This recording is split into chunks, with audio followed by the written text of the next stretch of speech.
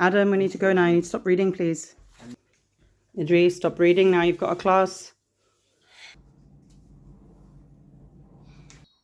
Kids, stop reading, please. Come inside. Kids, food's ready now. Can we stop reading, please? If you want to raise kids who read like this, then keep watching.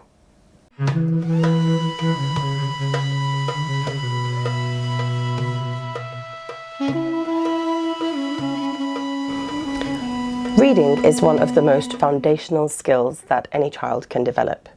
It's the gateway to literacy, to critical thinking, to creativity, and to success in almost every intellectual area.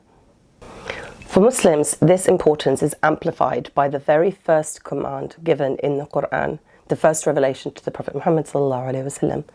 Iqra, read, recite. Our ability to read and recite, whether that be the Quran or other texts, is part of Allah's plan for human beings. When we nurture a love of reading in our children, we're not just trying to set them up for academic success, but we are instilling in them something foundational in the Islamic tradition and the way that human beings have been designed. And research shows that children who read books often at age 10 and more than once a week at age 16 will gain higher results in maths, vocabulary, spelling tests at age 16 than those who read less frequently. So how can we instill this love of reading in our children? Today I'm going to share with you 10 practical, time-tested tips to help make reading a cherished part of your family life. Number 1, model reading yourself. First and foremost, children of readers become readers. If your kids see you reading, they'll naturally view it as a normal and enjoyable activity. Whether it's a novel, reading the Quran, or even a recipe book, just seeing you engaging with written words will help share that excitement with your children. When you engage with your kids about what you're reading, that excitement is contagious. If you've fallen out of the habit of reading as an adult, where maybe you used to read a lot more when you were a child, then try to work on this specific habit. I know friends who have, for example, started turning to e-readers or audiobooks as a way to start just slowly getting themselves back into the reading habit. But just spending even 5 minutes in the evening with a book before you go to sleep is a fantastic way to shut out for the night. Definitely better than the blue light glare of the phone screen right before you sleep. Tip number 2, dump the television. Now, let's talk about screens. Some screen time is fine, but devices like TVs and tablets can be hugely distracting for children and can easily pull them away from reading. Study after study shows that when children have screens that are readily available, they will spend less and less time reading. As age increases and there is more social pressure about, oh, what are you watching? Oh, this one, oh, I watched this, and so on, the allure of the screen becomes even greater and children spend less and less time reading. The stats show that there is a significant drop in reading enjoyment as kids get older, with about 70% enjoyment among 6 to 8-year-olds versus less than 50% among 12 to 17-year-olds. We'll touch on this in future, but try to limit screen time as much as you can and make books the default boredom buster. In our family home, we've never had a television, but that doesn't mean that we never watch any program. Far from it. Now with smartphones and tablets and all sorts of devices, it's easy to tap into visual programming when you want to. And for things like family films, which we do watch on occasion, we set up a specific projector which we can hook up to the laptop and then project onto the wall or onto a projector screen which can be packed away. Being able to pack up that screen and not have it constantly there in your face is a huge benefit in funneling children's attention into beneficial activities. Number 3, create a family reading culture. Build a family culture that celebrates books. You know, I did a previous video about Marie Kondo and her decluttering methods, and in her book she says something like, keep fewer than 30 books in the house, and this is something I absolutely cannot agree with. Books are one of the most abundant items in our home, and I don't think you can ever have too many books in the house. Keep bookshelves in accessible places. Even keep a basket that is specifically designated for library books and place that in a cozy nook where the children are invited to pick up those books and take a seat. Try to set aside specific reading times as a family. You can even discuss books at the dinner table or give books as gifts for special occasions. A tradition that we like to implement, especially over the winter months when it's a little bit cold and we try to huddle up at home, is something we call poetry tea time. I've seen this done by so many other homeschool families, and I actually pinched it from a vlog that I watched years ago, where once a week or every fortnight or so, we will set aside a time, set the candles, lay the table, have some tea or hot chocolate, have some biscuits, and set out some poetry books for the children to read. Sometimes if the kids are not really into poetry that particular day, that I might be the only one reading poetry, but the rest of the kids can just read what they like. These little traditions just help to make books a really strong part of our family culture. When books are part of the family's identity, then children will naturally gravitate towards them. Number 4, establish a bedtime reading ritual. As tired as you might be at the end of a long day, having a bedtime reading ritual is one of the most effective ways to foster a love of reading in children. It's a special bonding time between you and your children and a chance to unwind and connect over a shared story. This habit will leave a lasting impression upon your child, and I still remember cozy nights huddled up with my mother while she read me bedtime stories.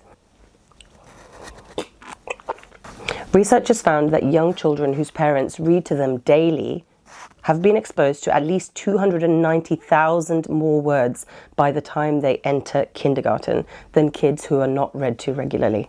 Number 5, library visits. Get your children their own library cards from as young as the library will allow it. Making library visits a regular family activity, whether it's weekly, fortnightly, or even monthly, will be a huge benefit to fostering a love of reading in your kids.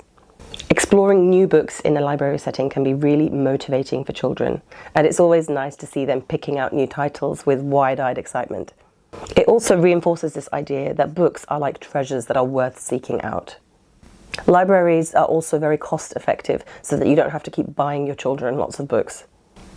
If you're a homeschooler, library visits can also be a really useful outing for connecting with other homeschool families.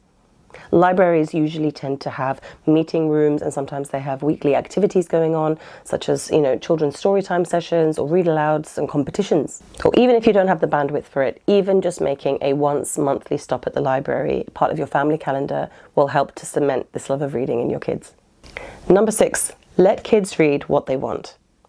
Now, this might seem a little bit counterintuitive. Surely, as parents and educators, we are trying to, mold our children. We are trying to do their tarbiyah. We want to protect them from harmful influences, and I want to have a good oversight of the things they are reading and the things they're exposed to. However, sometimes we are too tempted to really micromanage what our children are reading. While it's important to do basic due diligence on content, let them choose books that spark their interest, even if they're less rigorous or they're purely for fun. Reading is reading, and the goal is to nurture a love for it. It's important to have a balance of reading for pleasure and reading for learning.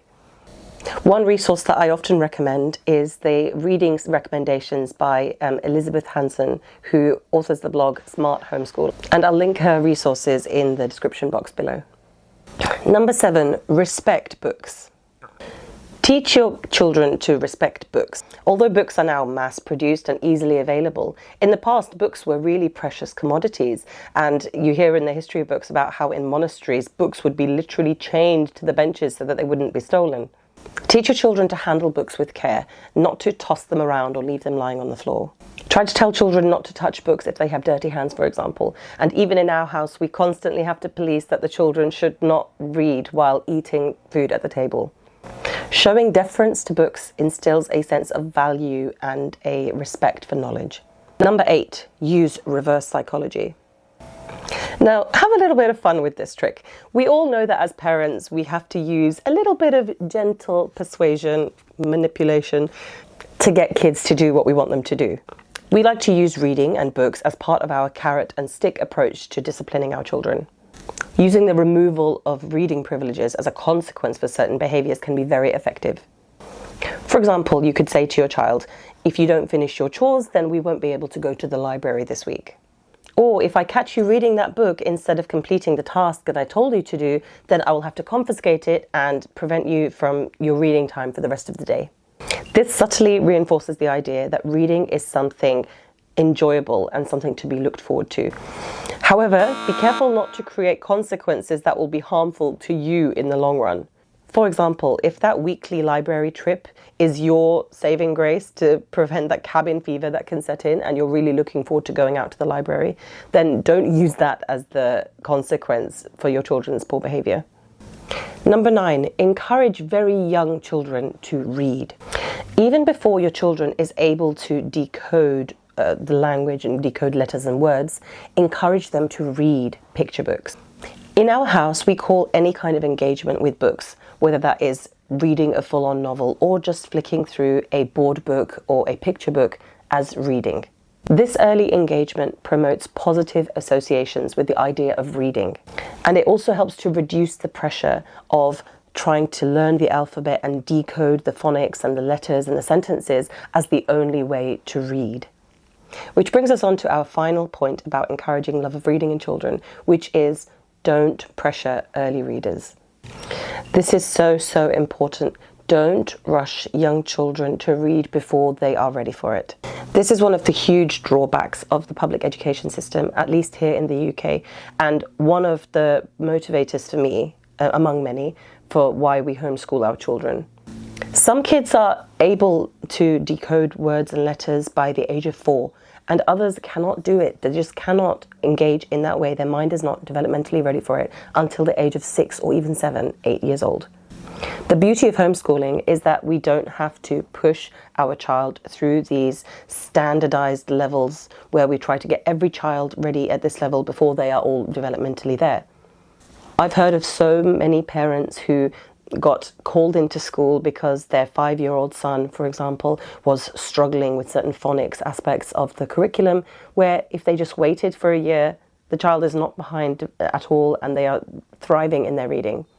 However, the harm that can be done by pushing a child too early and then identifying them as a weak reader or struggling is that you box them in this particular categorization of that they are weak or they are in the lower set, and that kind of labeling can stay with them for a long time.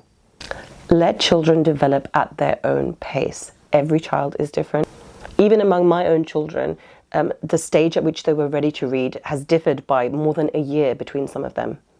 Rather than spending dozens of painful hours hitting your head against a brick wall, creating resentment between you and your child, trying to force them to read when they're not ready for it, just take a step back, relax, spend those hours lovingly engaging, reading to them, pointing to the pictures, discussing stories.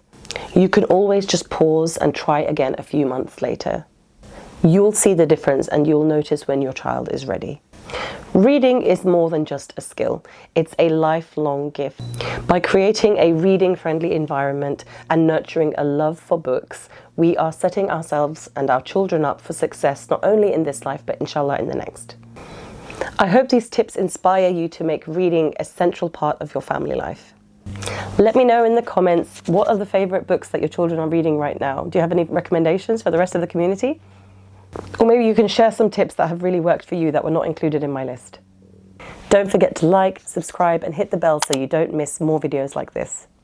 Until next time, happy reading. Assalamu alaikum wa rahmatullah.